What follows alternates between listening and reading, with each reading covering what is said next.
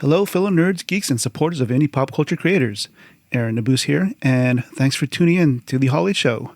On this episode, we welcome Ryan Drost, the creator and writer of Stealth Hammer. And it's an all-ages indie comic book that mixes elements of science and technology with adventure, magic, and mythology.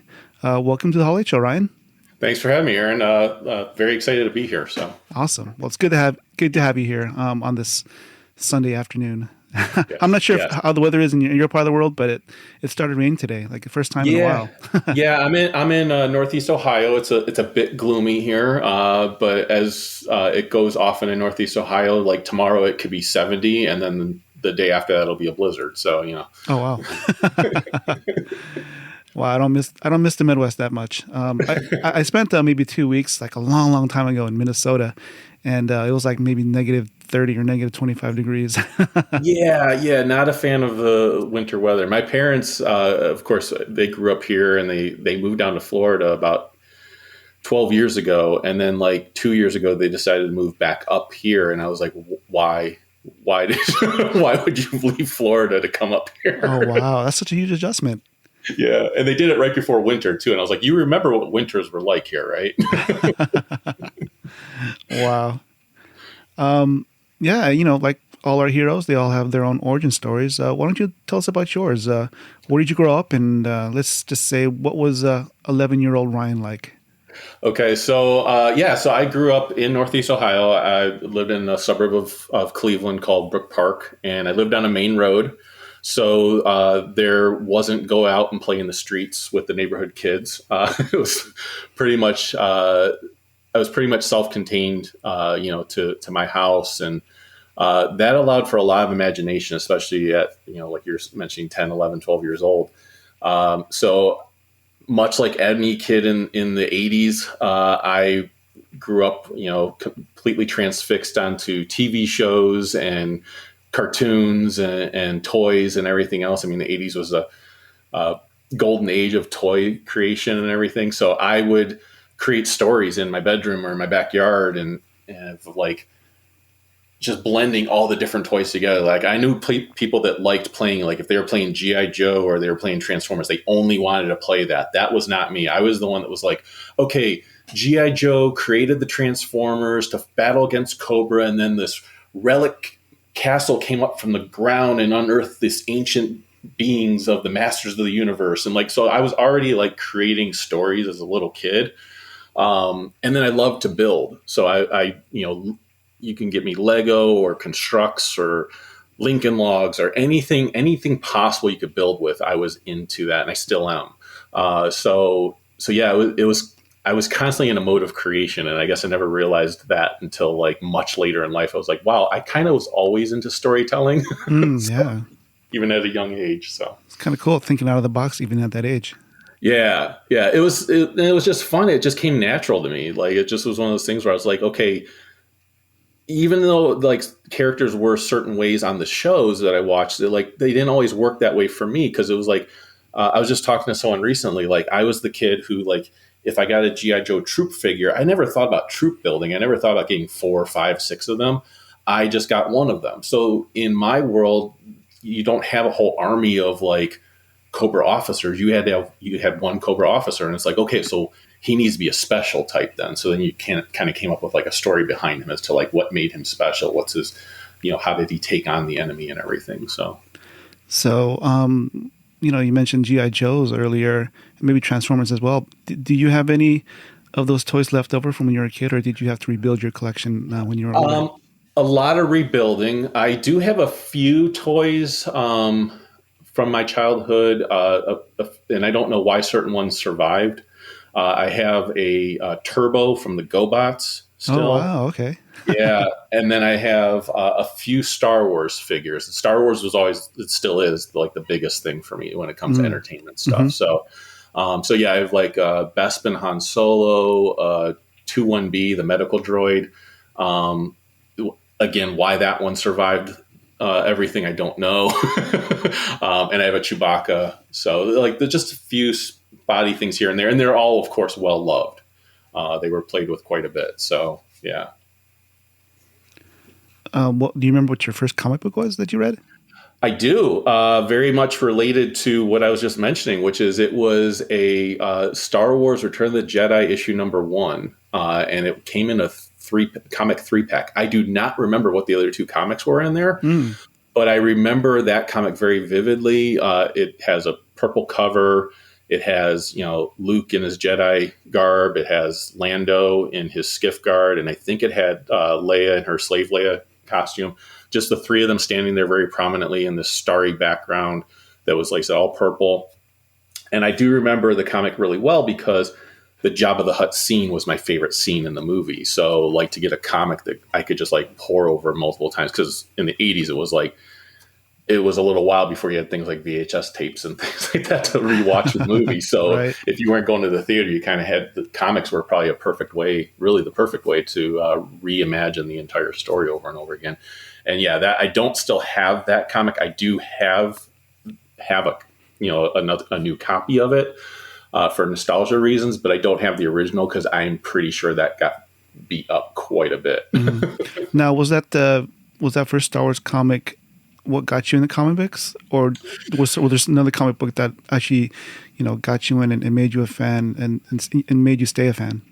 So I wasn't a huge comic book reader as a kid. I did get ones here and there, and like I remember getting a GI Joe one. I remember getting like a Spider-Man one and everything else. But they were very spotty. I never got heavy into comics until about the early 1990s, which was, of course, the big boom of comics. And what really got me hooked on comics, because I saw it as a jumping on point, was DC's Zero Hour event. I was like, oh, okay, this, and I kept reading marketing stuff that said like, oh, it's a good jumping on point for new readers. Cause of course, then I didn't know that they say that for every event. Right. So I jumped on, and if anyone's ever read Zero Hour, and I was getting all the tie-ins, like this is when I got like heavy into comics. So I got all the tie-ins and everything else. And if you've ever read Zero Hour and the tie-ins, it really requires you to know a lot of DC history. And I didn't.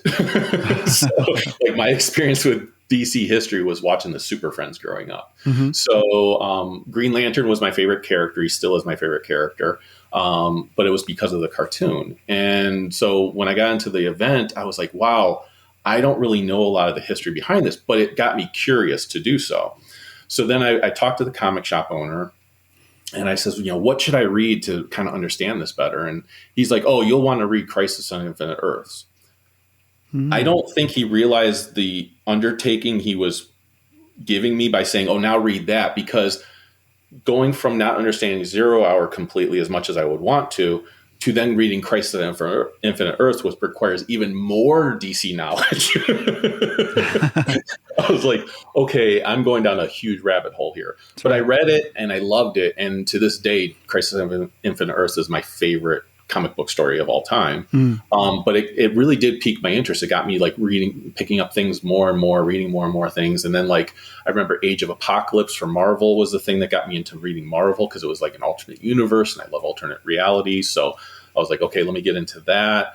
And that's when, and then from there, just the obsession continued. And I've got a ridiculously huge collection this day and age. So how do you think the Crisis on Infinite Earth sort of played out on TV, on the adaptation? I thought it was good for what they could do. I feel like it would have been better served if they had done something like that during the days of Justice League Unlimited and things like that. I think it could have been something they really could have played with. But I enjoyed it for what it was, like the WB universe, the Arrowverse, or whatever it's being called nowadays. The Berlantiverse, maybe? I don't know. Yeah, it's fun. Like, I don't take it too seriously. I'm not someone that watches it and goes, "Oh my God, they're ruining these characters." I just have fun. It's an alternate reality. So I had a lot of fun kind of watching what they did with that. Well, what's a movie that stands out to you in the '80s that you don't mind watching over and over? Oh, there. How long do we have? I always love it when I see that on Facebook. Like, name a movie that you could watch it. You've watched at least 5 times. I'm like, Facebook does not have enough room for all the movies I've seen more than 5 times. How about a deep cut that maybe somebody might not really know about? Yeah. So I would say so some of the ones that probably had some influence for me. We'll go with that. So movies like Goonies, Right. The Goonies. And then an alternate version of that is the Monster Squad. So I love the Monster Squad. yeah, a little bit deeper cut with that one. So, and then, I loved anything Jim Henson. So, Dark Crystal, Labyrinth, anything like that, I was completely engrossed into. And then, yeah, like anything that was world building like that. And then here's another deep cut for the audience. I know it's a horrible movie. It's like, it's not produced well, but I just loved it as a kid and I still love it to this day, is Crawl. Oh, Crawl. Yeah, that's one that I feel like, anytime someone says like, what's a movie that you think could be remade today that you wouldn't be upset if they remade it? And Crawl is the top of my list. Like, I feel like with the effects you could do today and the storytelling that can be done today, Crawl is like prime time ready to be like remade today. I'll have to watch that one again. It's been years since I've seen it. Yeah. Nice. I guess we can switch gears and start talking about your creative journey. Like what initially motivated you to go in the direction of wanting to write comic books? Yeah, so it was interesting because, like I said, I always loved stories. Like anytime, even when I would get action figures and stuff like that, it was usually because that action figure represented a story that I liked. It wasn't because, like, people get into the, like, oh, it's got 12 points of articulation. I'm like, does it look cool and remind me of the story that I remember? That's my main focus. So I got into comic book creating like the longest way you could possibly get into it, which is I started my own podcast. We were talking a little bit about before the show. And I've done that for like the last 13 years. And how that even started was listening to podcasts and going like, I want to do a podcast. So because of that, I made a lot of contacts of people that have become very good friends in the industry.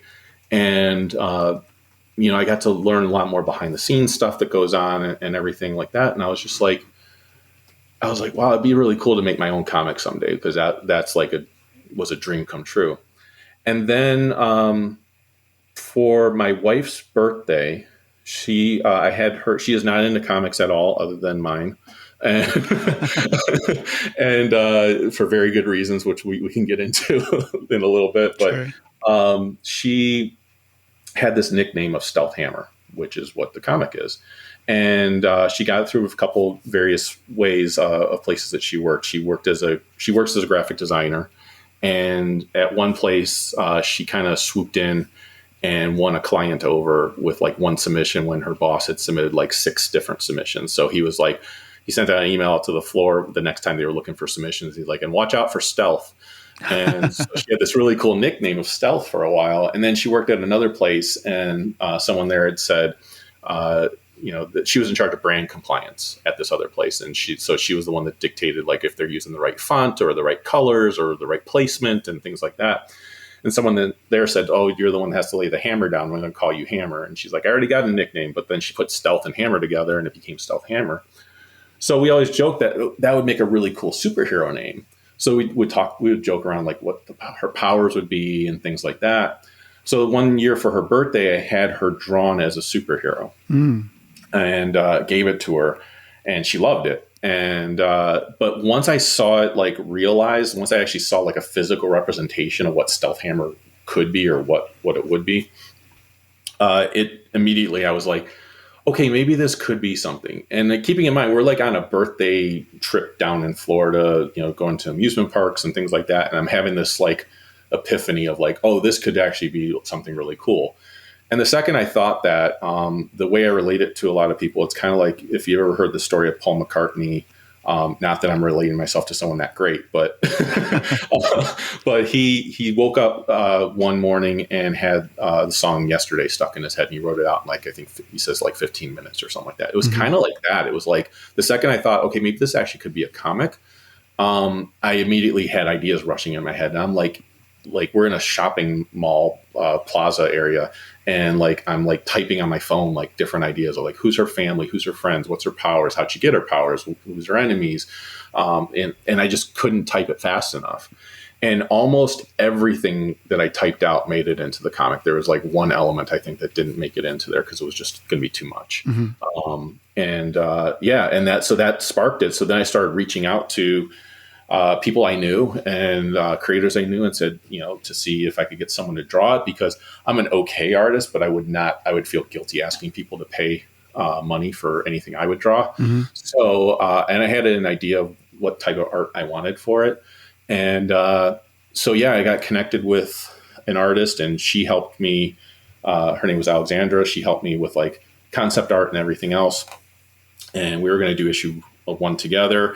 And our Kickstarter failed the first time, which happens to a lot of people and totally understandable. And I learned a lot from it. And then when we went to go do the second Kickstarter, she really wasn't. It was a clash of availability and everything else. So I had to find a new artist. And my wife reached out to some old classmates of hers and that were in the graphic design area and art area. And one guy said, "Yeah, my one buddy Joel, he does this, independently, and he's an illustrator. He's done comic books before." So they sent me his website, and I looked at it and I was like, "Yep, this is the guy." And I reached out to him, and he was super excited, and we worked on some pages together. He got the character to look in his style, the way he would draw it, and we went from there. And we launched the second Kickstarter, and it was successful. It surpassed its goal, and now we've done 2 of those so far, and so now we have 2 issues, and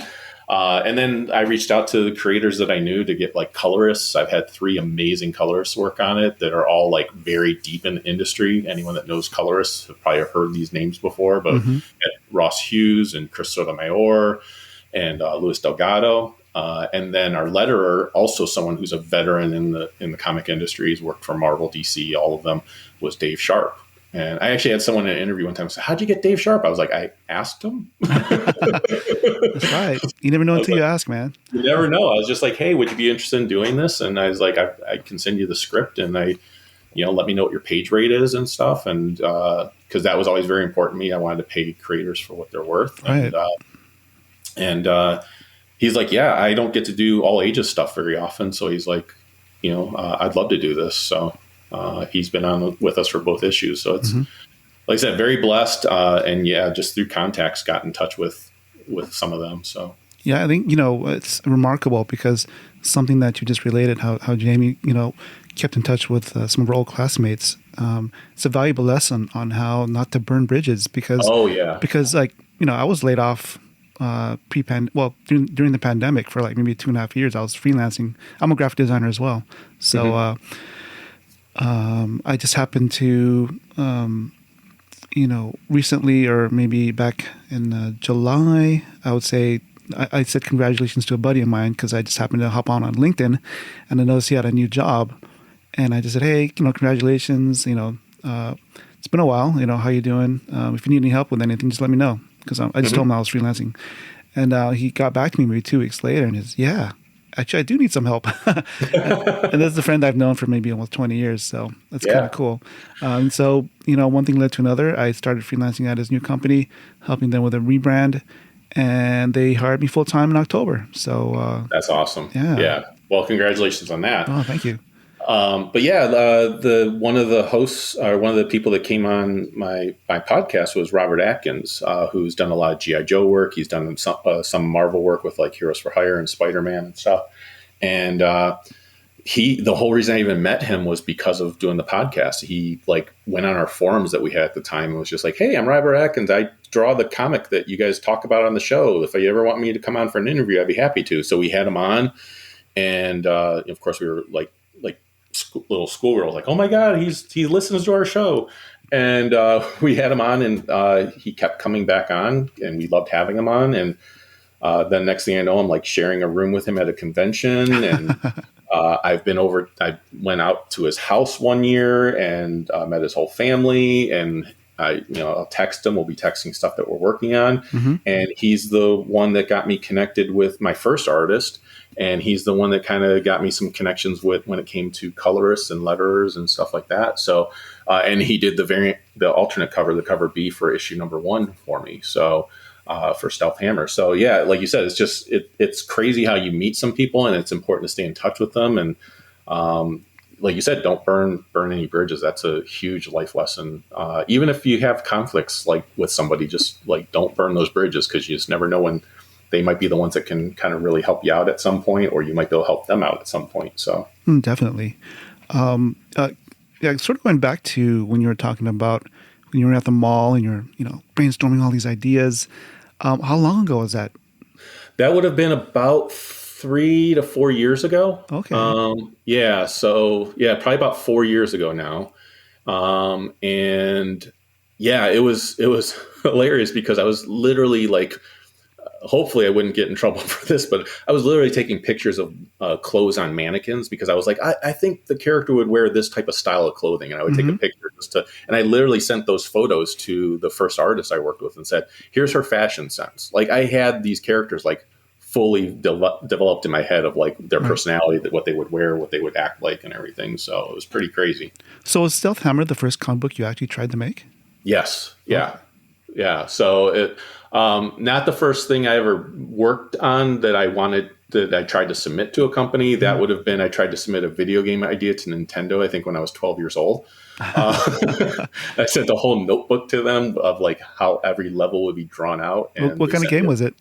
It was a side scroller adventure game. It was kind of like in the spirit of like a Metroid or something like that. Okay. So, they sent me a very nice form letter back with my notebook back. They did send it back to me.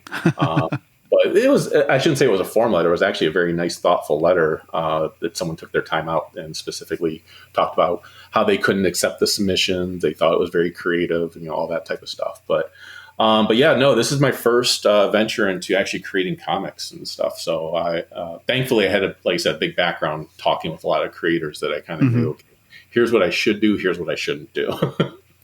So in the course of like, that 3 or 4 year, when you started brainstorming until now, can you sort of walk me through your universe building process? Yeah. So first it was, like I said, just jotting down ideas of who the characters were and everything. And then once I kind of had who she was and who her family was and everything like that, just as far as ideas, one of the things that we did do was coming up with who the characters were based on. So obviously if people can't pick up on this already, the main character is based off of my wife. So that was pretty easy to write because I know her very well. And so there would be certain lines and everything. In fact, there's a tagline for the character, kind of like how Peter Parker, Spider-Man has this whole line of like, great power comes with great responsibility. Tagline of my character is, that's not how the story ends, right. which is a line directly that my wife actually uses in life. Oh, that's so cool. Okay. Yeah. So it wasn't like, I came up with this thing. It was just something she actually used.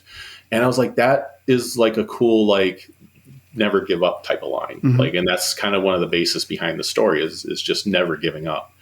And, so there was things from real life that came from that. My wife's family's big into genealogy. So they have like this genealogy book that looks back at their family's ancestry. And I said, let's look through there for some names of some characters. And, so when I was thinking of the dad and the evil uncle, I had like a Dr. Wily, Dr. Light from Mega Man picture in my head of what they would be like. And she started going through some family names in their history, and she's just like, Everett. And I was like, that's it, Dr. Everett Taylor. That sounds like a good guy scientist name. And then she's like, it was literally stupid things like that where it just sounded right to me.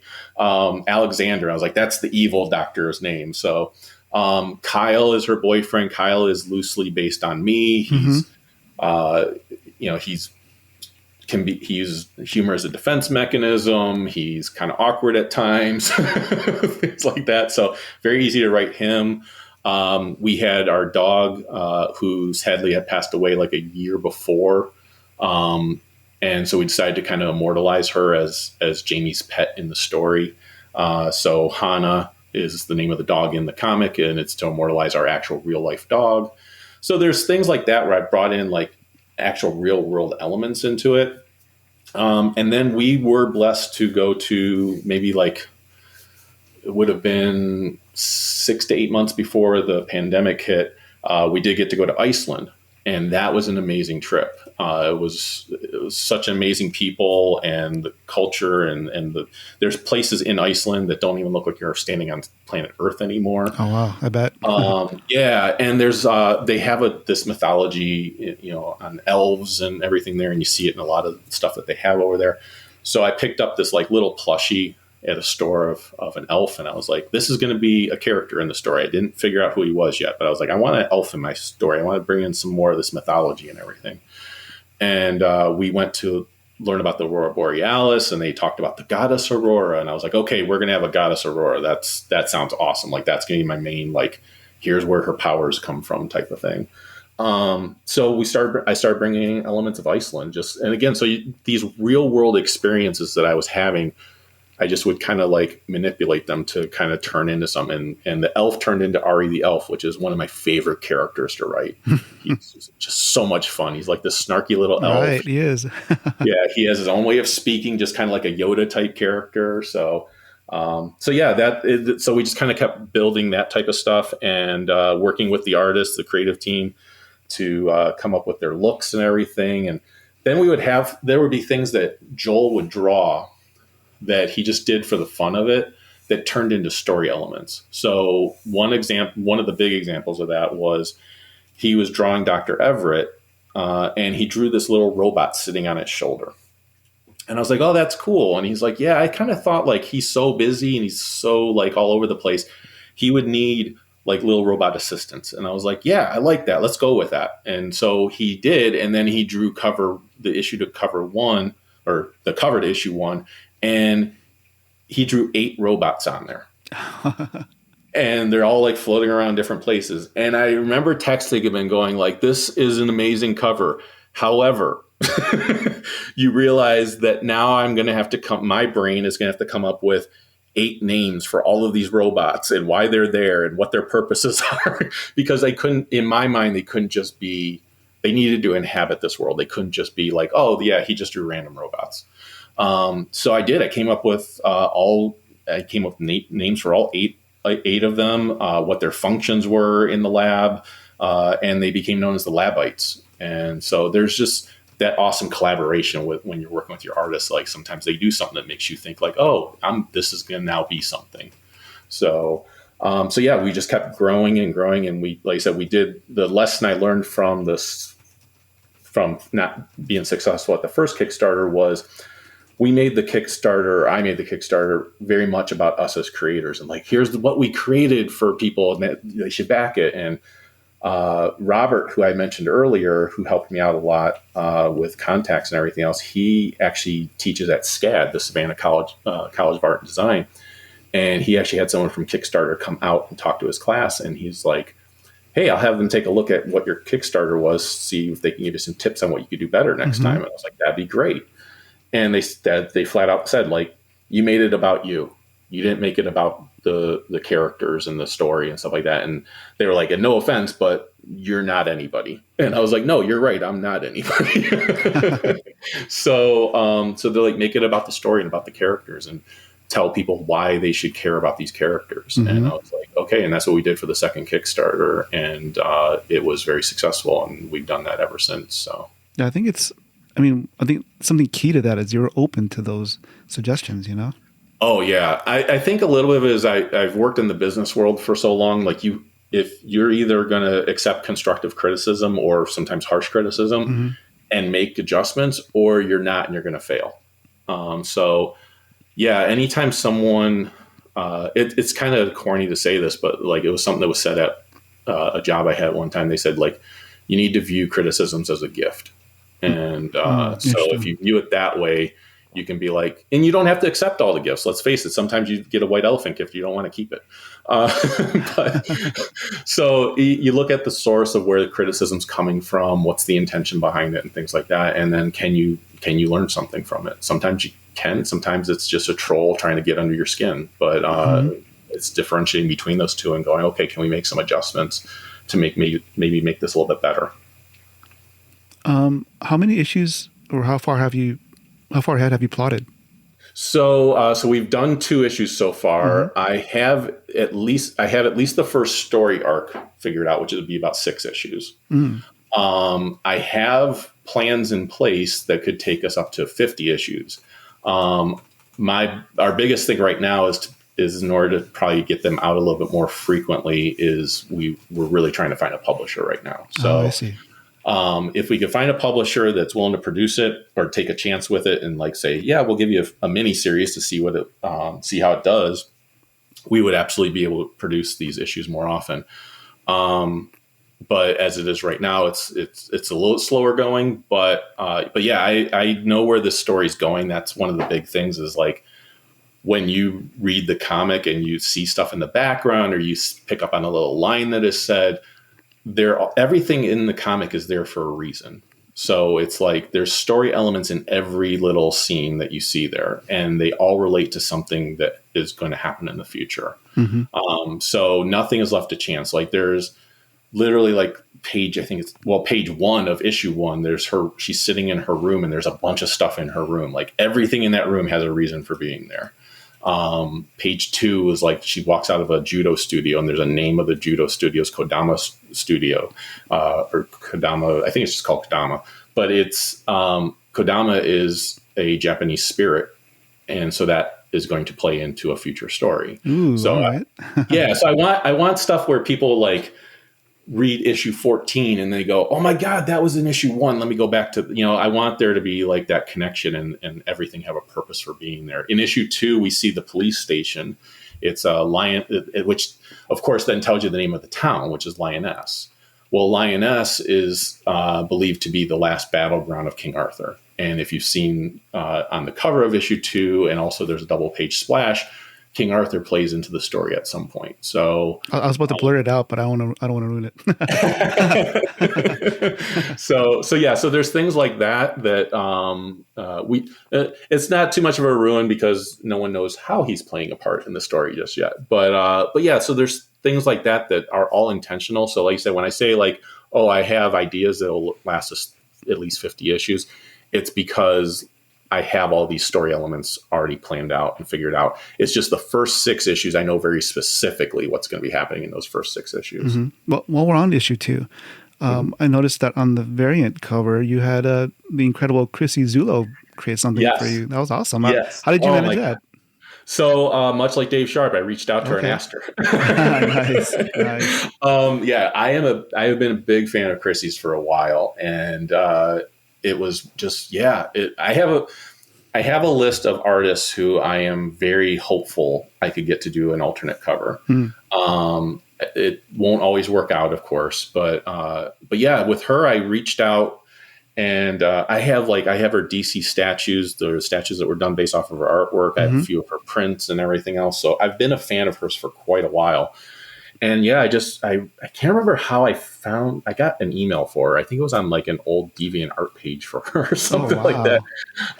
So I just reached out to her and was just like, hey, here's what I'm doing. Attached to the first issue, because I wanted to give her an idea of like what the story is. I was like, it's all ages. And I was like, would you be interested?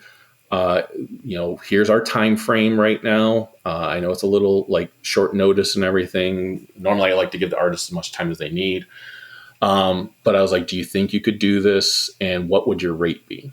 And so she reached out and she goes, oh, I love this. And she was like, here's the only problem. She's like, I'm about to go to New York Comic-Con. Can you wait till I come back from New York Comic-Con? And I was like, yeah, because we're not actually planning on launching until like, I think it was like a week or 2 after that. And she was just like, she's like, perfect. So she's like, yeah, then I can totally do that. And I sent her a contract and everything, so she knew everything would be official. And She told me what her rate was, and it was, within what I was comfortable with paying and stuff. So I was like, yeah, let's do this. And it was, like you said, it was kind of like a dream come true, because it was like, this is someone whose work I've been admiring for a long time. Mm-hmm. And I just happened to luck out on the timing, because shortly after she did the cover for me is when she started getting all of her Marvel work. And she's been going crazy doing a ton of Marvel covers. So just very blessed. And she could not have been nicer to work with. She was amazing. She was sending me like sketches of what she was looking to do. And she's like, I really like the backup story in the first issue with the wolf rats and stuff like that. She's like, would it be okay if I did the second issue off of that? Or do you want me to do something different? And I was like, no, I just do what you want to do. Like, I'm totally up for whatever you want. I was just thrilled that she wanted to do it. So yeah, that's incredible. Yeah. So yeah, it was just a matter of asking. And yes, I do have an idea of who I want for my third issue. So that was actually one of my questions for the Thunder round, but you can hold that close to your vest if you want to. You can ask me in the Thunder round. That'd be fine. I guess, if you were at a comic convention, how would you describe Stealthhammer to the people walking by your table? Yeah, I would say it's an all ages superhero adventure story that takes place in a world of high tech gadgetry and supernatural mythology. And if someone wants to get an idea of what it's like, I relate it to Miss Marvel in the world of Mega Man meets Jim Henson's Creature Shop. Oh, wow.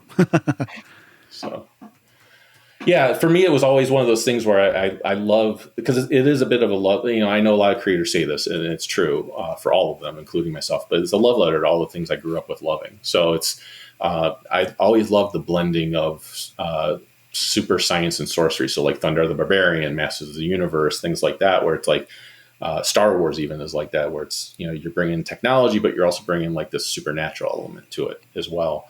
And I've always loved world mythology. So a lot of the characters I'm pulling from are actual world mythology type characters. So like we had a character, Marzana, she's the Polish deity of death. We have Jormungand mentioned in there, and he's this, it's a variation on the name for the serpent that fought Thor. Right?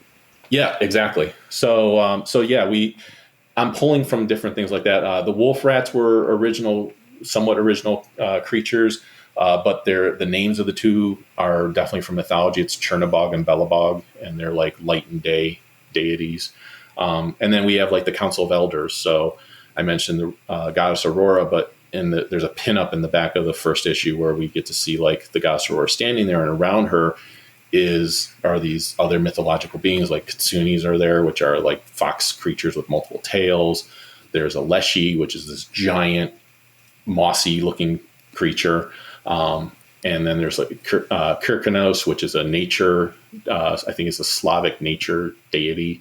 So like I'm pulling from these things, but we're also making them our own. Like, so I just basically tell Joel, like, here's what we're going for. Here's the elements it needs to have to keep it being that mythological creature or being, but run with it, like run with whatever you think. And then we get weird things that'll happen too, where it's like they come out of nowhere. So like, again, just weirdest things in the world. We were on the Facebook fan page. We were getting up close to our 100th follower on there, and my wife and the character's main name is Jamie, and it's just spelled with an I. There's no E at the end of it. So then we had somebody that followed the page that became our 100th follower, and their first name ended with just an I. And then we had a 101st follower, and their first name ended with just an I. So I was telling my wife that, and she goes, "Oh, it's like the Clan of the Eyes." And I was like, "Clan of the Eyes? That's going to be a new villain."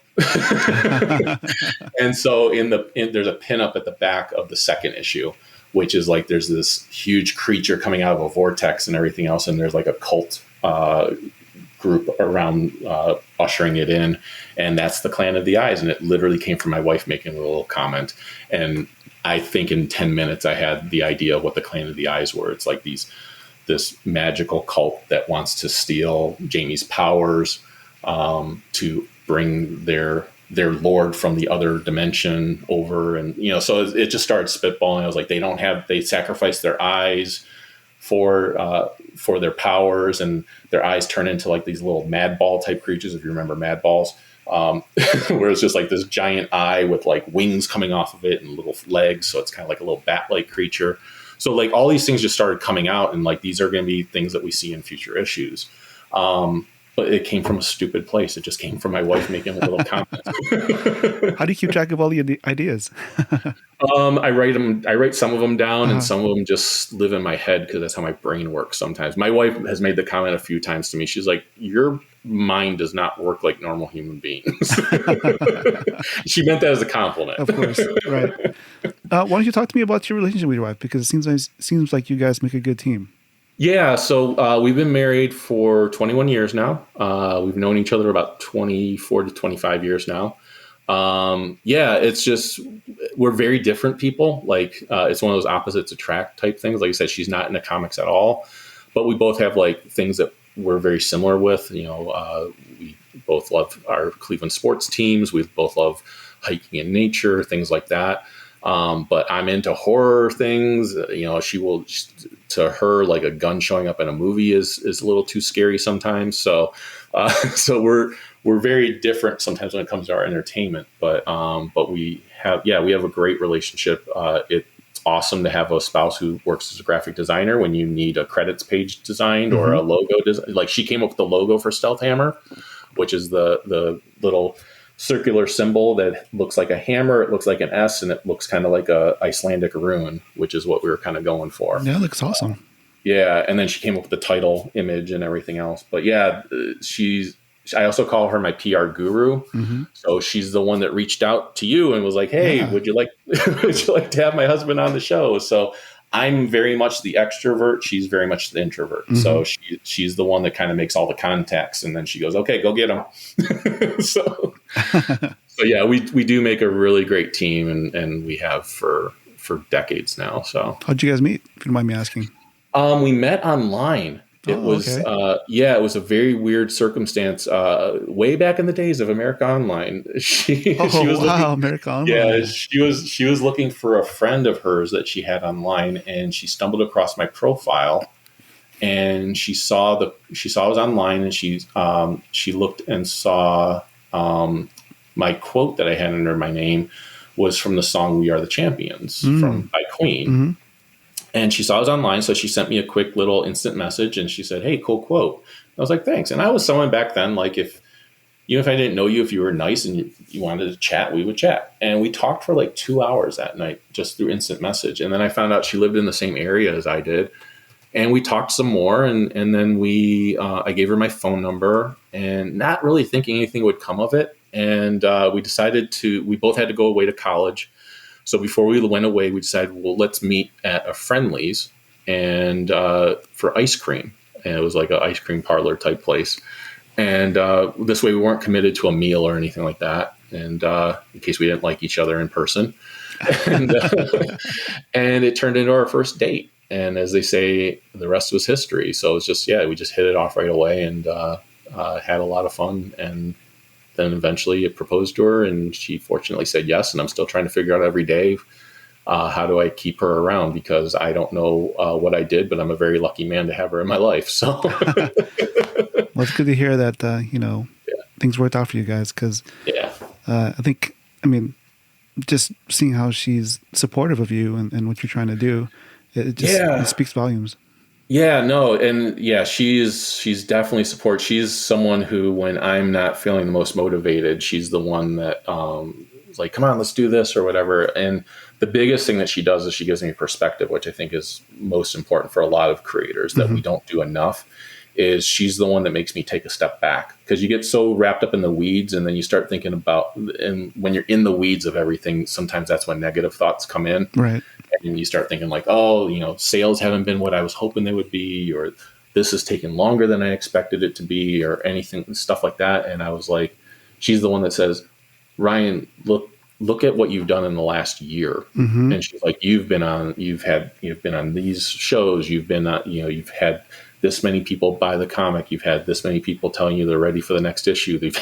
So she really gives me some really great perspective. Just recently, I was very blessed that Cleveland Magazine put my comic in the top 10 things you should be reading this winter. Oh, wow. for a comic book to be showing up in there, because it's usually novels, of course. Right. That was really cool. So it's the things like that where she's just like, and that was not anything she did or I did. They just reached out to us and said, "Hey, would you like to be in this?" That's right. Watch out, Neil Gaiman. Yeah, Ryan Drost is coming for you. That would be someone I would love to work with. But yeah, so like I said, I've just been very blessed that she'll like I said, she's that support where she just makes me take a step back so that I don't get, because like I said, especially you've talked to a lot of people, being a creative type, it's very easy to head down that negative spiral and Definitely. everything else. So, and if you couple that with, feeling like you're inadequate or you have imposter syndrome or something like that. Oh my God. Yeah. When you're like you were asking me earlier, was this your first comic? It's like, yeah, you very much have the imposter syndrome when it's like your first comic and you're trying to be out there and being like, yeah, this comic's just as important as anything Michael Bendis is making. So yeah, it's, it's important to have that type of support because it's imposter syndrome is a very real thing. And I've heard it from people who have been in the industry for a while. Like I'd be willing to bet Jim Lee even feels like he has an imposter syndrome at times. So, it seems like, did you have a group of, fellow comic book creators help you workshop the book? Because it seems like it's pretty tightly put together. Yeah, so I had some people. For issue 1, I had someone, Quinn Johnson, who he's done video game storylines, and then he's also done a couple comic stories. One was he did a issue of Tales of the TMNT, which was really cool. So I had him edit the first issue, and then I had some other people read it. And then one thing that's good for me to always do is I always send it to, I always have my wife read it, but then I also send it to Joel. And Joel does not know where the story's going. So he will, him being my illustrator, he'll sometimes send something back to me and say, hey, what were you going for with this? Or were you going for this? Because it wasn't totally clear. And so I'll kind of tighten it up a bit. And the scripts I've written for the first 2 issues, they've gone through at least 5 or 6 rewrites. Because what I do, if you can't tell, I can write as much as I can talk. So I can talk a lot, but I can write just as much. So I write a lot of stuff out and then I go back and edit and realize I can take a lot out of it. And that came from Quinn. Quinn told me, he's like, you're very verbose. You're putting a lot of words in there. He says, one of the things I learned with writing is if you can, say the same thing in 3 words that you were saying in 10 words, then do the 3 words. So, so that's what I try to do when I'm going back through a lot of the script is kind of doing that. One of the other things that I do when it comes to writing it to make sure the flow works well is I do what I call a writer's storyboard. So everyone knows storyboards when you see behind the scenes when it comes to movies and stuff like that. You get artists that draw the boxes, and it's essentially like a comic book. You're kind of following along what's going to happen in every scene.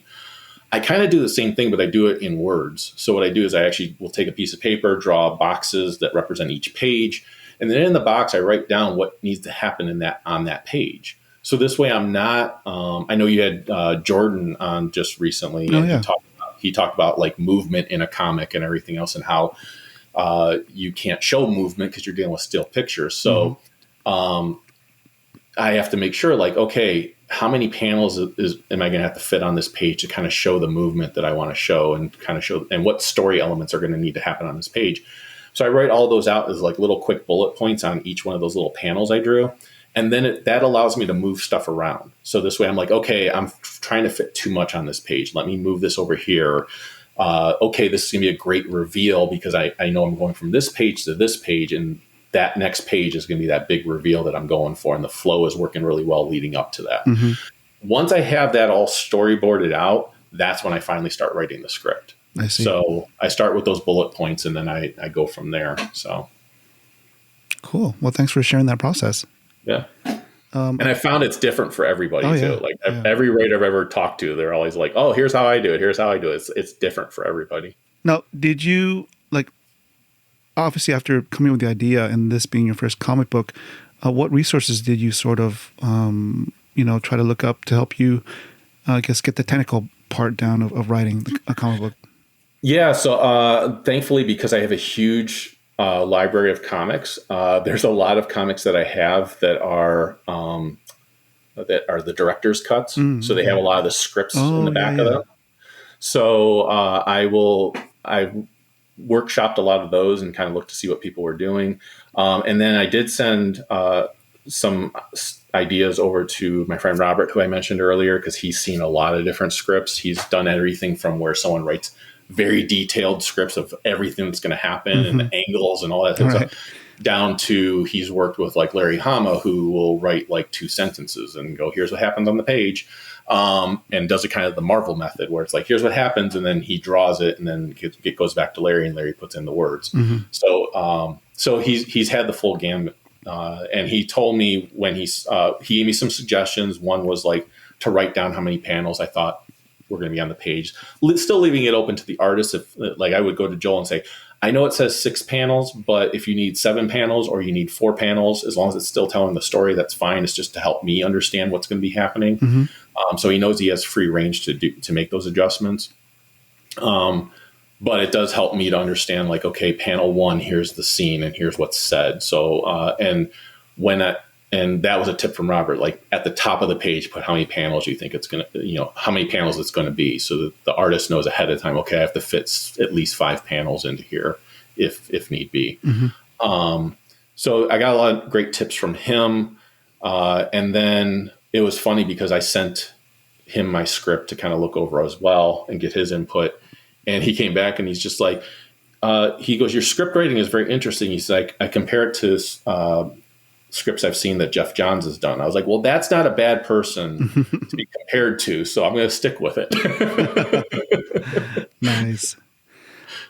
I guess we'll take a break and do Thunder Round. I guess Sounds good. harkening back to how you're recounting your first date at Friendly's and you guys had ice cream.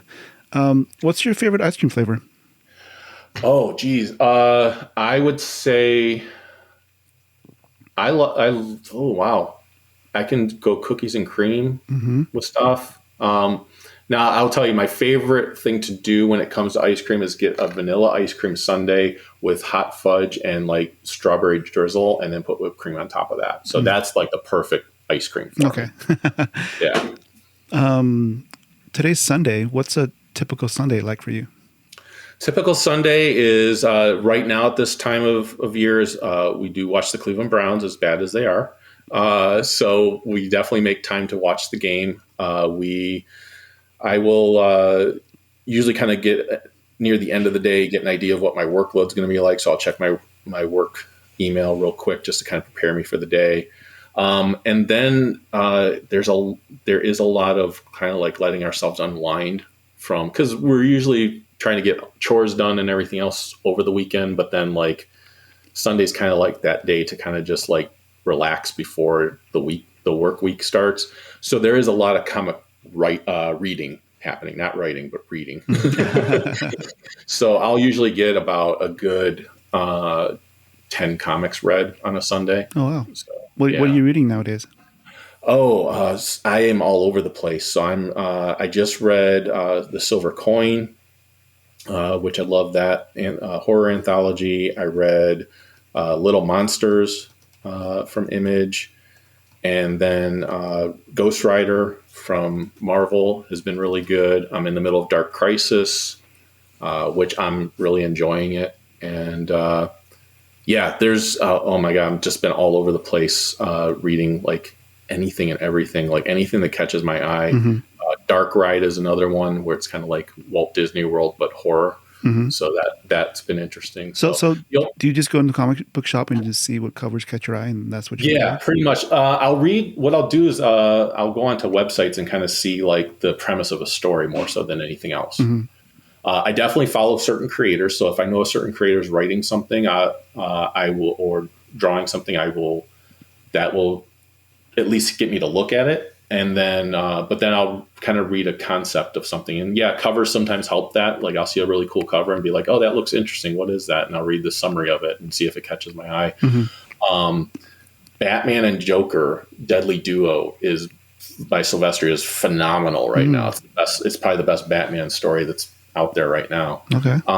Yeah, I absolutely love that. And you can turn every single page and it's just a beautiful piece of artwork going on. But yeah, that's kind of how I find the comics that I want to read is just, I'll read the summary and go, oh, I like that. The only type of comic that I don't typically read is slice of life type comic. Okay. It's too slow So for you. yeah, well, it's not even so much that. It's just that I live in the real world. I don't really need to read about other people's real world. I see. So you I want want something a little fanciful going on, right. something a little surprising. I Probably guess the closest. to satisfy the escapism part, you know. Yeah, exactly. And the closest I have come to reading slice of life is I'm reading Newburn, which is like a crime noir detective type story. So like Okay. there's nothing supernatural about it or anything like that or otherworldly. It's just a really cool crime drama. But yeah, if it's just like, I love this person and they love me and I don't know how to deal with my life. And like, there's some amazing stories that are done like that. They're just not for me. So, What's one thing that makes you happy? laughter. Any type of laughter. So I love making people laugh and I love laughing myself. So watching like if I'm sick, I'm watching comedians, stand-up comedians all the time. My wife's laugh, of course, is my favorite. Whether it's me intentionally making her laugh or me accidentally making her laugh by doing something stupid. Those get the belly laughs, the ones where it's like I walked into a wall and she first makes sure I'm okay and then she's laughing her butt off. Those are the ones that really make her laugh. Nice. So yeah. If I had one day to spend in the city you currently live in, what would you recommend I do? Well, I would send you to Cleveland because Strongsville, there's not a whole lot going on. But since we are a suburb of Cleveland, I would say start your day by going to a Cleveland sports team event because we do have some of the greatest fans, even if the teams aren't always the best. So whether it's the Cavs or the Indians or the Browns, going to an afternoon event and then check out the Rock and Roll Hall of Fame afterwards, which is phenomenal. And then in the evening, go to a Broadway show. So we have one of Cleveland's little best kept secrets, I guess, is we have an area called Playhouse Square. There's 5 or 6 theaters there, and we get some of the best theater ever there. I've seen stand-up comedians there. I've seen Broadway productions there. I've seen just about various musicals and everything else. But yeah, if you get to go see a show at one of the theaters there, it's worth going to see. Okay, cool. What's something that's like a type of food that Cleveland is known for? Pierogies. Pierogies. Yes. We have a very large Polish community here. So and you want to get them from like someone that makes them homemade. So like not the Mrs. T, those are fine, stuff like that. But yeah, like there's a Ukrainian church that's nearby that makes them homemade. And like you want to get the old lady who is like in the basement of the church that's making it. So that's what you want. But yeah, the pierogies are the thing I would definitely say Cleveland would be best known for food-wise. Nice. Okay. I'll be looking forward to that. What's one thing you hated as a child but love now as an adult? Wow. There wasn't too much I hated as a child. My parents were ones that kind of tried to keep us very well-rounded. So anything we took an interest into, like my mom took me to the theater as a kid. So I remember seeing like Peter Pan on stage and things like that. I learned how to play piano for a little while. I'm not very good at it, but I learned at least know how to read music now because of it. Oh, nice. So yeah, there really wasn't too much as a kid. I mean, I'm sure there were certain foods that I didn't like as a kid. Well, okay, I'll tell you one food I definitely still don't like to this day, but I learned a different version of it that I do like. My mom would make salmon patties when I was growing up, and they're the most vile, disgusting thing. My mom's an amazing cook, by the way. I'm not knocking her cooking. She's an incredible cook. I loved everything she ever made, except when she made salmon patties. They were like just dry. They were nasty. So when I got older, and I love eating fish in general, like I love fish dishes and everything. Someone was like, "Oh, you should try our salmon." My face immediately scrunched up. I was like, "I don't want salmon," because I could think of the salmon patties.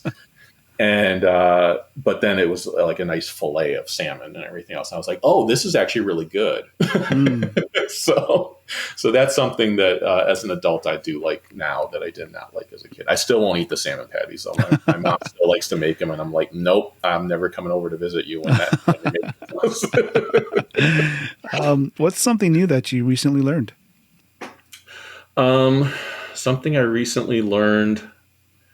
I want to go back to taking that step back and appreciating things. One and tied into that, recently learned, like I was talking about this spiral of negativity. I found out that you can also do a spiral of positivity if you train yourself to do so. So, like something bad happens, it's very easy to start heading down that negative path. You can actually, if you stop yourself and realize like that maybe look for the good thing that came out of it, you can spiral yourself just as much into that like spiral of joy and spiral of happiness. So yeah, just taking that moment and going, okay, I'm starting to head down a bad path. Let me turn this around. I like it. What word would you use to describe yourself? Flexible, adaptable. Pretty synonymous with each other. Yeah, I'm someone who tries to think of every possible scenario of something that can happen, which is very useful in storytelling.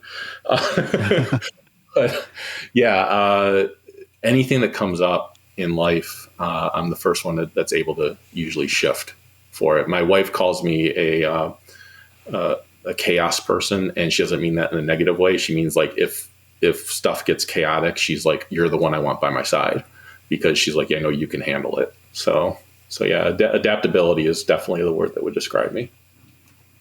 Yeah, that's a trait that's sorely needed nowadays for sure. Yeah. If a movie was made about your life, what kind of music would be on the soundtrack? Storytelling music. So I would say very much like Billy Joel music, Bon Jovi, those types of where you feel like you're going on a journey. Those would be the types of story songs that I would be playing for my soundtrack. Cool. And if you could have a meal with anyone alive now or even from history, who would it be with, and where would you eat at? I think if I could, anyone from history, it would be easily Jim Henson. I would love to sit down and eat with Jim Henson. And I feel like he's the type of guy I could just take to a diner and just like, we could just have some good old fashioned American cheeseburger and fries and just kind of just talk. He's someone that everything I've ever read about him or watched interviews with him, he's someone who I very much look up to, because it's kind of how I view a lot of the stuff that I'm trying to do, where he just felt like puppets didn't have to be just for kids and things like that, where it was just like, I can make something of this that would engross an audience and bring people in. So yeah, he top of the list for sure. If it had to be somebody that was alive, I would say for me, just being the Star Wars fan, would be George Lucas. Yeah, for sure. I would love to sit down and talk with him. Also a world creator and everything else. So, but yeah, I would just love to meet him and talk with him. With him, I think we will go. I don't want to say go classier, because he's not really a classy guy. We'll go someplace where we get some like good brats or something like that. Like, I feel like that's the type of food he would appreciate. I don't know why I think that, but that's what I think. Speaking of Star Wars, I guess something a little bit on a more serious note. What kind of advice would you give somebody who's, part of the old guard, who sort of, looks down on the new generation?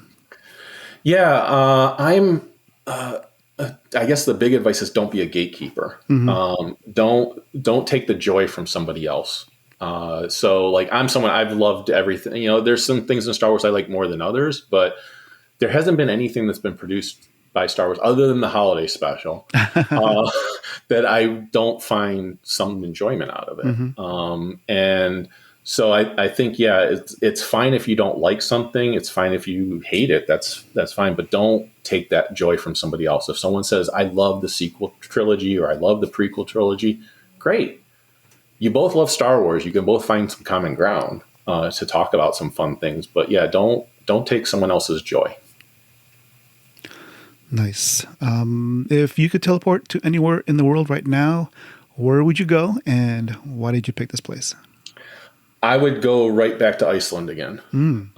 I absolutely loved it there. It's so great because 95% of the country speaks English. They drive on the right side of the road, so there's no adjustment needed whatsoever.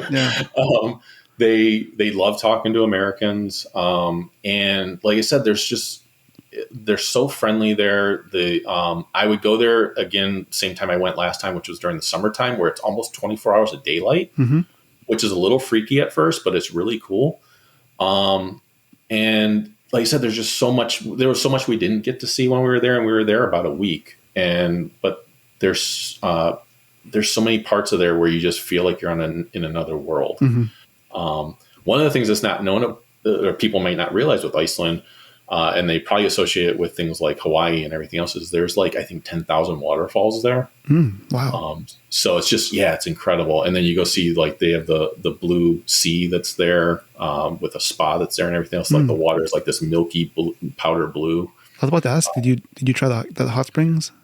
Yeah, so we didn't do the hot springs. We didn't go into them, but we did visit them, which was really cool. And then we did go to an area where it was like this black shale beach where they did do some filming of Game of Thrones there. So that was really cool to see in person. But yeah, there's just so much you can really just explore there. And it's beautiful. And like I said, the people cannot be friendlier. The food's really good. So yeah, I would go there again in a heartbeat. Even just to see the Aurora Borealis, right? Yeah. If I could go in the wintertime just to see that would be amazing. Yeah. So yeah, there's never a bad time to go there. I think that's the other thing. I mean, yeah, I'm sure it's freezing winter time, but I still, like you said, I would love to see the Aurora Borealis and stuff. So it'd be really cool. And I guess we're going back to Stealth Hammer. Who's top of mind for the next variant cover?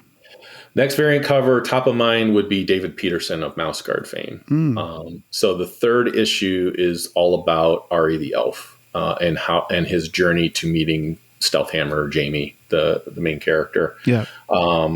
So at the end of the second issue, they're on their way to Iceland, and so on that journey, Jamie decides to ask Ari about who he is and where he came from, how did he get here, that type of thing. So Ari tells his story.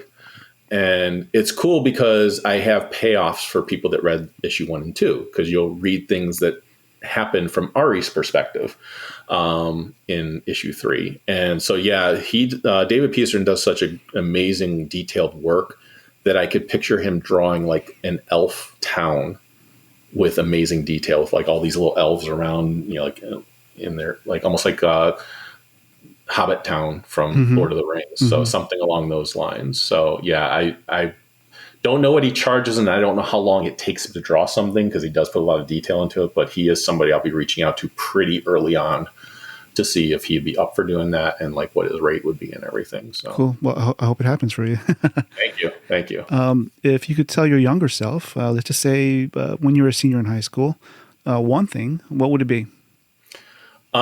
Start earlier. we talked a little bit before this. Like, I'm 47 years old. I wish I would have realized this stuff earlier. I wish I would have started earlier, but I've also very much of the mindset of everything happens for a reason. Everything happens when it's supposed to. Yeah. So I don't know if the story would have been as good or as polished if I had done it earlier. But yeah, it would have been nice if I had started a little bit earlier. What 3 TV shows could you watch over and over and not get tired of?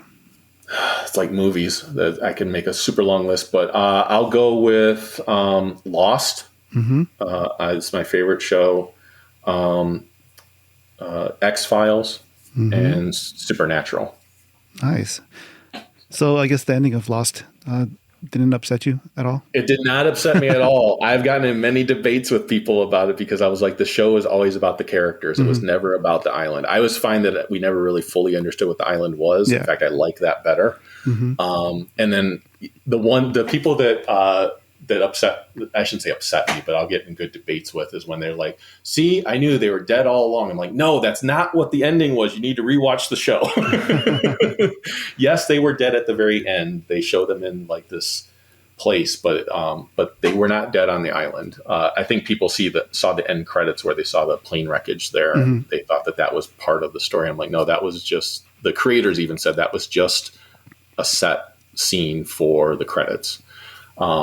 It had no bearing on the story at all. But yeah, I actually really liked the ending of it. I thought it was really well done. Did you have a favorite character? Jack. Jack. Yeah, Jack. In fact, I pulled something from Jack, and I actually mentioned it in a job interview one time, that it came from Lost and everything. Is they asked him if he was ever scared, and Kate asked him if he was ever scared, and he goes, "I let myself be scared for 5 seconds." And I try to live that in my life, it's okay to be negative, it's okay to be scared, it's okay to be upset. But if you need to get something done, you just let yourself be that way for 5 seconds and then get done what you needed to get done. So, I'll keep that in mind next time I'm faced with a situation. Yeah, it's not the easiest thing to do if you're really upset or something's really bad. But like I said, everyone needs their self-care. Everyone needs their time to like wallow and have difficult times and everything else. And that's great. And you should definitely do that. But sometimes like those moments happen when you actually need to get something done. So it's like, okay, let yourself have your pity party or your being upset and everything else. But let yourself just do it for a little bit so you can get this thing done. And then afterwards, you can go completely like take care of yourself after that. So, what do you hope to accomplish in the next 3 to 5 years? Let's see, Netflix series. No, because the dream really is the TMNT dream. Like, I really would love it if something happened that just like it became that. Because it was cool. I did get, as many people do, I got a lot of turn downs from publishers and stuff. But one publisher did say, like, I really like this because it's got a very commercial feel to it. It's just they just didn't have the opening to be able to do it themselves. But next 3 to 5 years, it's to get at least a few more issues out there, get picked up by a publisher so we can maybe do even more than that. And just getting into more hands. Like, we have the website up now. We just got that up a few weeks ago, a couple weeks. Yeah. End of October. So it's been up for about a month, a little over a month now. And we're going to keep growing that. So like we have a character page on there. We're going to also add like a world page on there so people can, and a behind the scenes so people can see concept art, and a news page so we can post stuff about like interviews like this one that people can go check out, or like when I'm going to be at certain conventions or things like that. So we really want to make it a community website for people to come and learn about what Stealth Hammer even is, and then hopefully that helps them decide to like buy the comic. But yeah, I just want to kind of grow that community in the next few years and kind of see where does that take us. Cool. What's one thing on your bucket list that would surprise people? One thing that's on my bucket list. So I go back and forth now that I'm older, I go back and forth if I would still want to do this or not. All right. But it would be to go in a shark cage. Wow. In great white waters. So that was something I always wanted to do. And now that I get older, I'm like, do I really want to put myself at that type of risk? But no, I think it would be a really cool experience, or at least to be on a boat in waters where great whites are. I think that'd be kind of cool to kind of see them in real life. I think that would be a really neat experience. Have you always had a fascination with sharks?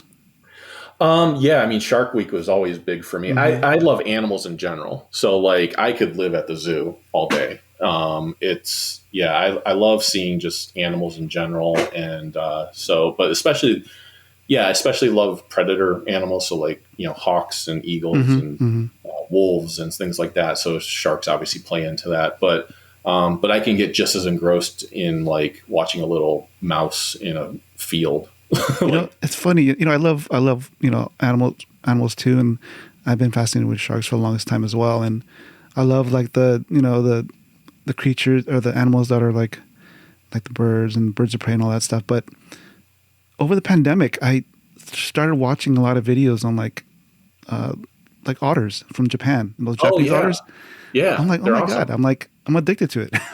Yeah, no, and that's the thing. Like, I not someone that will turn on the Discovery Channel very often, but when I do turn it on, I'll be sucked in for like a long time. Yeah.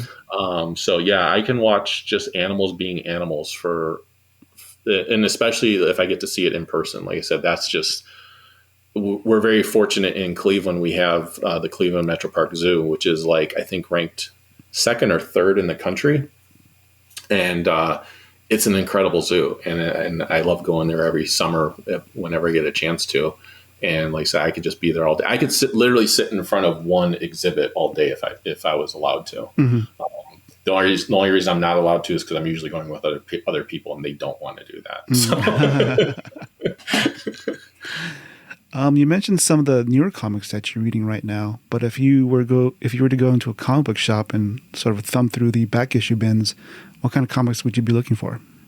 I am a big collector right now. I'm trying to finish a run of Mark Waid's run on Flash. Mm. So I have almost all the issues for that. And then I'm also collecting Legion of Superheroes comics. I started with the 0 hour time period up through modern day. Hmm. I'm missing a few issues here and there of both Legion of Superheroes and Legionnaires.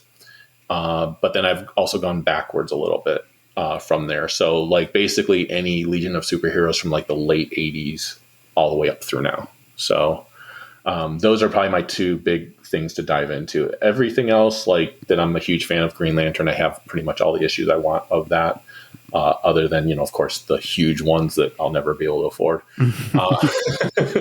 But yeah, those are the ones where I'm bin diving for is the Flash issues and the Legion of Superheroes issues. Do you have a favorite Green Lantern? I do. Hal Jordan. Okay. I grew up with Super Friends, so Hal Jordan was the Super Friend there. When everyone else was like loving Superman and Batman, I was the one that was like, oh, this character has a ring that lets him create anything with his imagination. Yep. And then as I got older, I started finding out about willpower and all that stuff, and it made me like and overcoming fear, and that made me like the character even more. Kyle Rayner is a very close number two though, because he was like, of course, an illustrator and stuff like that, an artist. So that's cool. And then my number three is Kilowog. Kilowog. That's right. I love Kilowog. So yeah. Nice. My last question for the Thunder Round is: it's 2 a.m. at your local karaoke joint. You get to sing the last song. What do you sing? Oh, anything I sing is definitely going to clear out the place because I cannot sing. So they'll definitely put me on as the last one.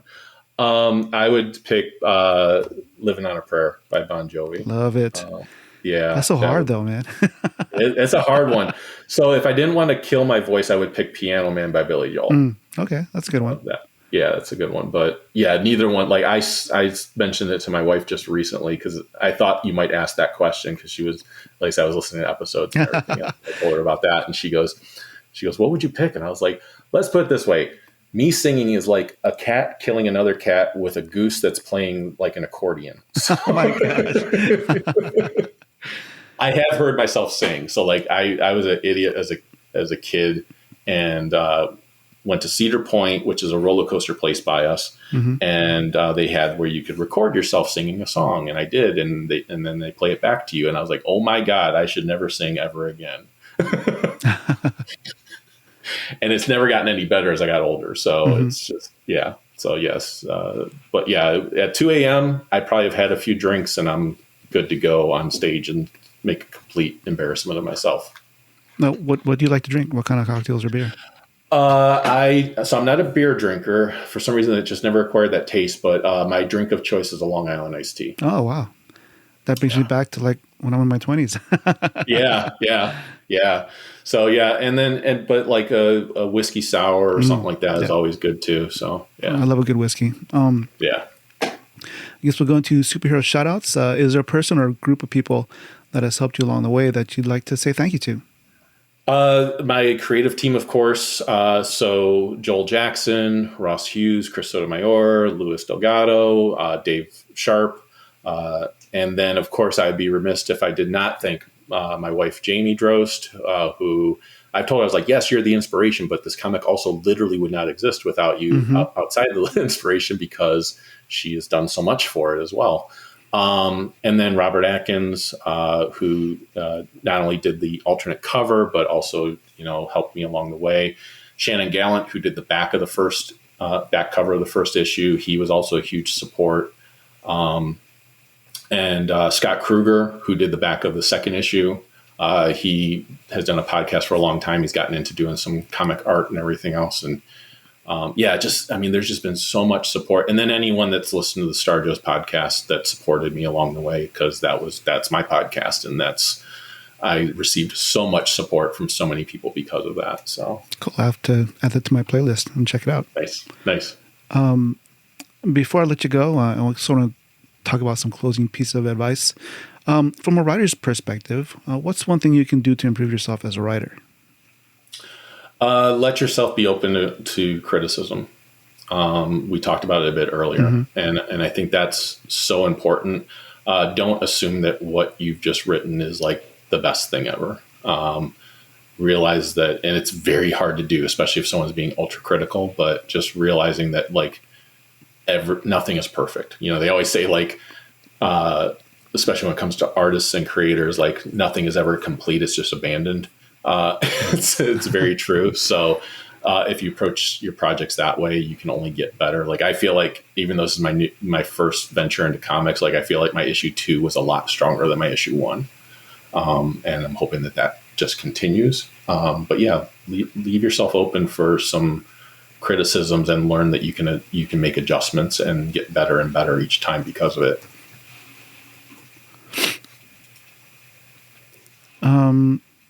Of course, it helps to have an audience who appreciates your stories. What's one thing that you've done to better connect with your readers? Well, obviously having all the social media and directly. So we're on Facebook, Instagram, Twitter. I recently joined Hive. So interacting with people that way. But also coming on shows like this, letting people, hear the person behind the creation. Having the website open now, we actually have a contact us section where you're not, signing up for news. We have a newsletter and everything else, but there's a part where you can literally just contact us and ask us anything you want to ask us. And also getting out there. I haven't done a whole lot of conventions just yet because my wife is immune compromised. So we've been extra careful. But 2023, I don't have anything lined up yet, but I do plan on getting out there to meet people. I love meeting people and I love interacting with people. So the more people I get to talk to about the comic or just about life or whatever, I'm all for it. So yeah, I think that's how, I'm always on too. That's the other thing is if someone mentions something about I'm looking for an idea for my granddaughter, I'd be like, I've got just the comic for you. Nice. So yeah, look for those opportunities. I think that's a big thing too, is just looking for those opportunities with people you're interacting with without becoming too salesy, because that'll steer them away. Oh, definitely. But, and it's also good that you're, making an effort to look more professional. Yeah. That was a big thing for us is we, of course, again, having a wife who's a graphic designer helps a lot to make sure our website looks polished and everything else. So this way people take it seriously. I feel like that helps when I'm submitting things to publishers too, is hey, check out our website so they can see this isn't just a fly by night, we did an issue and we're happy with it. This is something we really are trying to create a world for people to become a part of. On the business side of things, what's one thing you would recommend aspiring indie comic book creators consider to help increase their chances of success and hopefully their sustainability? Get comfortable talking to people and marketing yourself. I feel like that's the biggest thing. I'm a very sociable person, and I know a lot of creators that go into comic creating are typically more introverted people, which doesn't mean they're not social. I've learned that very clearly. They can be very social, but it can drain them. So, but you need to save up those reserves to kind of really interact with people and market yourself. A lot of people are very focused on the creation part of it, which is great. That's critical. But a lot of creators I've talked to are admittedly, they say this themselves, are not good at marketing themselves. So if you need to take a marketing class or talk to someone that that does marketing well, get that type of advice from them. My personal job involves marketing all the time. So, Yeah. so thankfully I'm able to like pull from some of those resources and everything else to be like, okay, this is what somebody did that worked well. Maybe I'll try a different version of that for my comic. But yeah, I think that's the big thing is like, don't take yourself too seriously. I think that's another thing too. Like if someone asks you to do something silly or ridiculous, like as long as it's not like, detrimental to who you are, do it. Like if you're being asked to be on a panel and you're like, I don't know a whole lot of what we're going to be talking about, but sure, I'll go on the panel. Why not? Like have some fun. Like life is way too short to take too seriously. So like, I think that plays into the marketing a bit too. Like if you don't take yourself too seriously and you can have some fun, other people embrace that fun and they join you. That's so true. And going back to, how you were able to parlay your marketing and business experience, it's definitely advantage when you can stack those skills together with what you're trying to do with your comic book. Yeah. Oh yeah, for sure. And I've even had it where doing my comic book helped me get the job that I have. So because they were like, oh, what skills do you have? And I was like, well, I successfully launched 2 crowdfunding campaigns, and I mentioned working with an entire creative team, so you got project management skills there. And so yeah, it's interesting how like your personal life can play into your business life, and your business life can play into your personal life. I guess we're getting to the end of the show, but before I let you go, is there anything else that we missed that you'd like our audience to know about? You mentioned conventions next year. Have you already signed up for any of them? I haven't signed up for any just yet. I'm going to be in the next couple weeks looking to see what is coming up in the pipeline and then submitting some applications to some of them. We will definitely have on our website, which is simply just stealthhammer.com. It's super simple. That we will have a news section that will probably be up by the end of the year, if not sometime in the first month of the new year.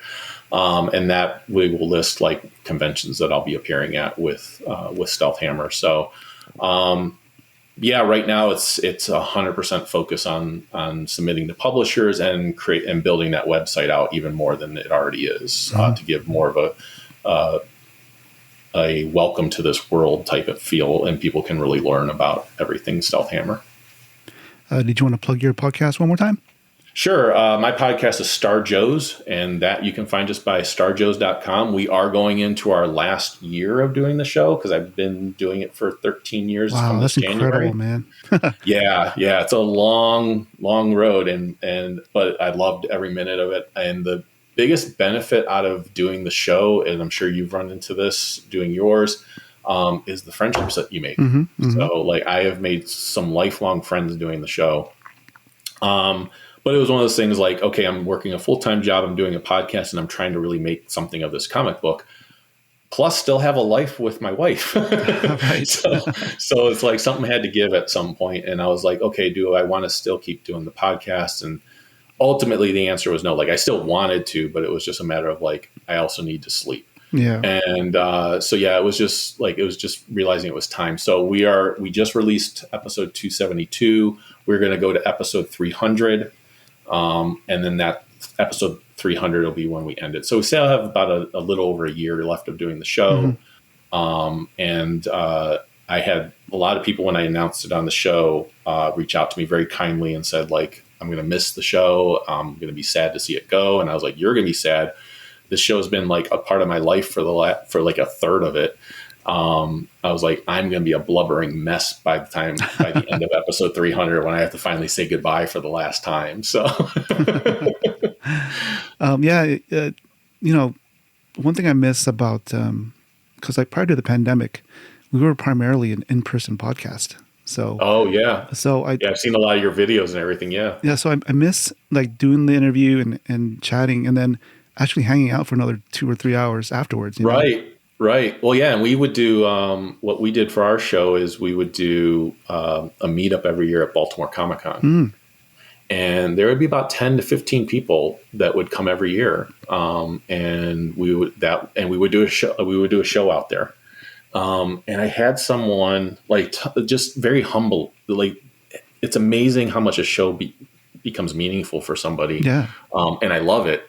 But I had someone the one year right before the pandemic, we went out to do Baltimore Comic Con. I had someone come from Michigan, which was cool, who I'd never met before, and he came out specifically to meet me and other people that have done the show. And then we had someone come in from Japan.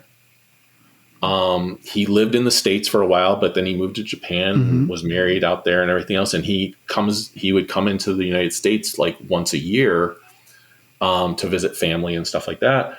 But one of the things he put on his itinerary was to come to Baltimore Comic Con because he wanted to meet us.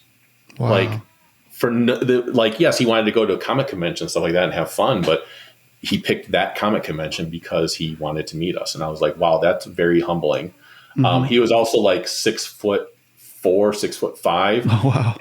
And he had this, and as you can imagine in Japan, he's a very big giant man, but he came up to me and I'm like 5'10". He came up to me and he saw I had the Star Joe's t-shirt on and he's like, "Are you Ryan?" And I'm like, "It really depends on who's asking me right now."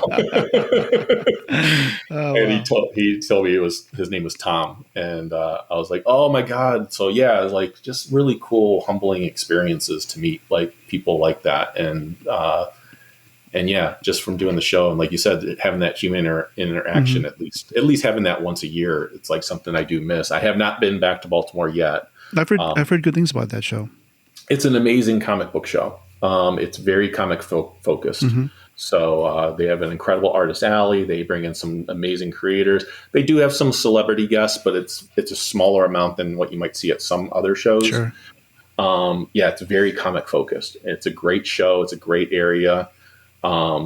I wouldn't go too much outside the comic convention area because the city of Baltimore needs some help. But right around the convention, there's a bunch of cool restaurants and everything else. If you ever get a chance to go to it, it's like 30 to 40,000 people come to it every year. That's a good size. That's a good con. It's a good size. Yeah. Yeah, it's a good size convention. It's in driving distance for me. It's like 6 hours away. So we do a carpool driving out there. And then, like I said, we meet up with other people that came out there. So yeah, we always have a good group. So the plan is next year, 2023 is when I'll be making my return back to Baltimore Comic Con. And that'll also probably be the last year I'll be able to get a press pass for it too. That was another nice advantage of doing the podcast. I had a press pass every year. So well, you'll be a professional now. Right. Oh yeah, absolutely. Yeah, I would actually love to table that. That might be what I do next year is I might just table the event myself and see if I can get in there. So yeah. Well, Ryan, it's been an awesome, getting to know you. And I look forward to our next conversation. Yeah, it's been a blast. I had a lot of fun talking with you. Thank you so much for having me on the show. And like I mentioned to you, I think before we started recording, I said, the great thing about doing these shows is I always end up finding new podcasts now that I can listen to. So I'm very much looking forward to listening to some more of your backlog. So awesome. Well, enjoy the rest of your day and your weekend, and hope to someday meet you in person. Absolutely. I would definitely look forward to that. Thank you. Maybe Baltimore next year. Yeah, you never know, right? All right, man. Thank you so much. Thank you. And thank you for listening to the Hall H Show podcast. And thanks to my guest, Ryan Drost. Please give him a follow and consider supporting his comic book, Stealth Hammer. And issue 2 is out now, so go and get it. As you know, we love putting the spotlight on independent pop culture creatives like Ryan. If you have a suggestion for a potential guest, please let us know by reaching out to us on social media or by filling out our contact form on our website, hall-h.com. If you believe in our mission to be the voice of independent creators, we would appreciate a rating, hopefully 5 stars, and a comment on Apple Podcasts. And please spread the word on social media using the hashtag HallHShow. Peace, cheers, and stay safe out there.